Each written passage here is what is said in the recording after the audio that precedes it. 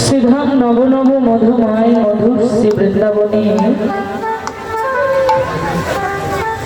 আমার রাধা গোবিন্দের অপ্রাকৃত নিত্য লীলারস আস্বাদনকারী আমার অত্যন্ত প্রাণীর প্রাণ প্রিয় বৈষ্ণব ভক্ত মণ্ডলী এবং আমার মমতাময়ী ভক্তিমতী মা সকল নব বৃন্দাবন প্রাঙ্গণে দাঁড়িয়ে জানাই আপনাদের শ্রী শ্রী কমল চরণে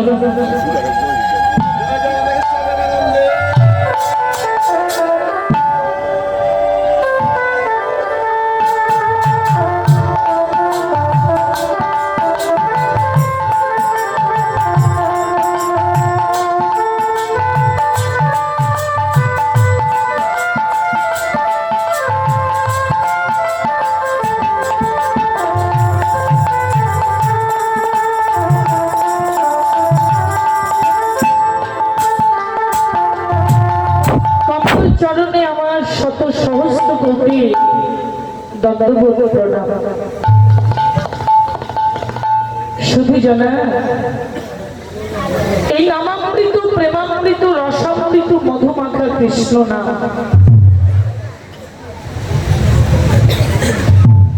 কৃষ্ণ নাম বড় অমৃত মাখা নাম। এই অনন্তময় পৃথিবীতে যদি মধুর বলতে কিছু থাকে সেই মধুর হইতে সুমধুর আমাদের এই সুধা মাখা কৃষ্ণ নাম। মধুর কথা বলতে যদি কিছু থাকে সেই মধুর কথা হলো কৃষ্ণ কথা। আর জগতে সৎসঙ্গ বলতে যদি কিছু থাকে তাহলে সেই সৎসঙ্গটাই হলো আপনাদের মতো বৈষ্ণব ভক্তের মধুর সঙ্গ। চৈতন্য চরিতামৃতের আদি লীলায় শ্রীল কৃষ্ণ দাস কবিরাজ গোস্বামী প্রভুপাদ টিকা করেছেন কৃষ্ণ নাম অমৃত যত তোমরা পান করো সদা অবিরত। তোমাদের সমস্ত তাপ তিমির বিনাশ কৃষ্ণ নামে ভবক্ষুধা দূরে যাবে, অচিরেতে মুক্তি পাবে, শ্রবণেতে বাড়িবে উল্লাস। বাবা আমরা বক্তারা যারা আছি কীর্তনিয়ারা যারা আছি তারা আমরা বলে থাকি এ পৃথিবীতে যেদিন এসেছিলাম রিক্ত হস্তে আবার যাবার সময় চলে যাব রিক্ত হস্তে। কথাটা ভাবুক ভক্তের কাছে সঠিক নয়। কেন জানেন? এ পৃথিবীতে যেদিন এসেছিলাম সেদিন আমরা পূর্বজন্মের সুকৃতির দ্বারা ভাগ্য নিয়ে এসেছিলাম। যেদিন এ পৃথিবী থেকে চলে যাব সেদিন আমরা কর্ম নিয়ে চলে যাব। কারণ ভাগ্য আনে আর কর্ম নিয়ে যেতে হয়। কর্মগুণে জন্ম, যদি কর্মগুণে জন্ম না হতো আজকে যে মানবগুলি জন্ম পেয়েছি এই জন্মটাই আমাদের প্রথম জন্ম নয়, এই জন্মটা আমাদের শেষ জন্ম নয়। জন্ম আমাদের পূর্বে হয়েছিল, বর্তমানে জন্ম পেয়েছি, আবার আমাদের জন্ম হবে। কিন্তু কোন মায়ের গর্ভে জন্ম হবে সেটা আমাদের কর্মফল বলে দেবে। একটা কচ্ছপ মায়ের গর্ভেও হতে পারে, একটা ছাগল মায়ের গর্ভেও হতে পারে, একটা গরু মায়ের গর্ভে হতে পারে। আবার এ জন্মে যদি কর্ম ভালো করে যায় তাহলে কোনো কৃষ্ণ অনুরাগী মায়ের গর্ভেও জন্ম হতে পারে।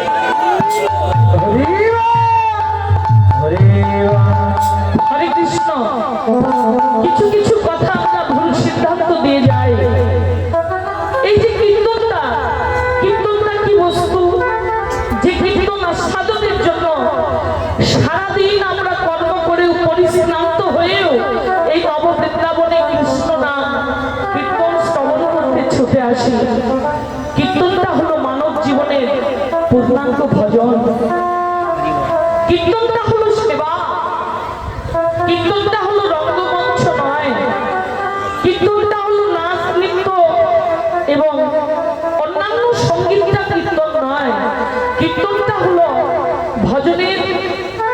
পর্যায়ে, এরপরে আর কোনো ভজন নেই বাবা। এই কীর্তন মধ্য দিয়ে যারা ভজন করে, এই কীর্তনের স্মরণ মধ্য দিয়ে যারা ভগবানের সেবা করে, তাদের মানব জনম শুধু ধন্য নয়, মহা মহা ধন্য। কীর্তন ভজন, এখানে প্রশ্ন আসতে পারে, ঘরে বসে কীর্তন শ্রবণ করলেও তো ভজন হবে। হ্যাঁ হবে। ঘরে বসে কীর্তনাদি শ্রবণ করলে, এখন আধুনিক যুগ, অনেক যন্ত্র বেরিয়েছে, মোবাইল, কম্পিউটার, ল্যাপটপ, বিভিন্ন ধরনের যন্ত্র, তার দ্বারা কীর্তন শ্রবণ করলে ভজন হবে, কিন্তু মনের পরিবর্তন হবে না। কীর্তন শ্রবণে ভজন আর মনের পরিবর্তন সাধু সঙ্গ, বৈষ্ণব সঙ্গ, সৎসঙ্গের মাধ্যমে। এই নববৃন্দাবনে কেন ছুটে আসি? কোন ভাগ্যে কোন জীবের শ্রদ্ধা যদি হয়, সেই জীব সাধু সঙ্গ করায়। সাধু সঙ্গ হতে হয় শ্রবণ কীর্তন, শ্রবণ কীর্তন হতে হয় সর্ব অনর্থ নিবর্তন। অনর্থ নিবৃত হলে নিষ্ঠা জবে হয়, নিষ্ঠা হইতে হয় চিত্তে রুচির উপজয়। রুচি হইতে জীবের চিত্তে জাগে আসক্তি প্রচুর, আসক্তি হইতে জন্মে চিত্তে রতির অঙ্কুর। সেই রতি গাঢ় হলে ধরে কৃষ্ণ প্রেম নাম, সেই কৃষ্ণ সে পায় সর্বানন্দ ধাম।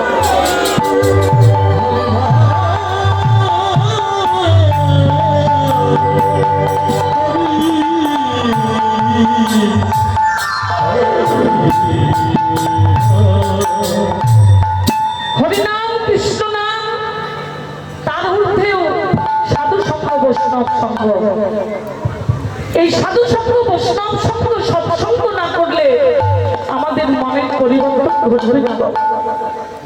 হৃদয় কুলিশতা আছে, অভিমান আছে, রক্ত মাংসে গড়া দেহ, এ দেহে আত্ম অভিমান, অহংকার, অহংকার, কাম কামনা, বাসনা, এগুলো আমাদের বিরাজমান।